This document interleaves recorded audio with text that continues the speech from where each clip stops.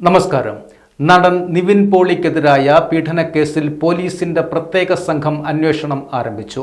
പ്രാഥമിക വിവരശേഖരണം പൂർത്തിയാക്കിയ ശേഷം നിവിൻ അടക്കമുള്ള പ്രതികളെ വിളിച്ചു വരുത്തി ചോദ്യം ചെയ്യും.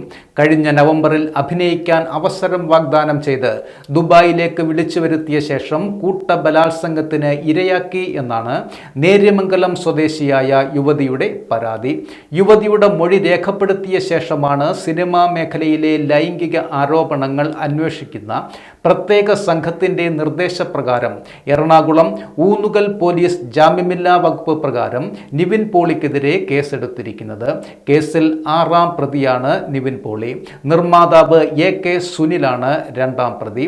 യുവതിയുടെ രഹസ്യമൊഴി രേഖപ്പെടുത്താനുള്ള നീക്കം അന്വേഷണ സംഘം നടത്തുന്നുണ്ട്. അതേസമയം കേസിൽ മുൻകൂർ ജാമ്യത്തിനായി നിവിൻ പോളി കോടതിയെ സമീപിച്ചേക്കും.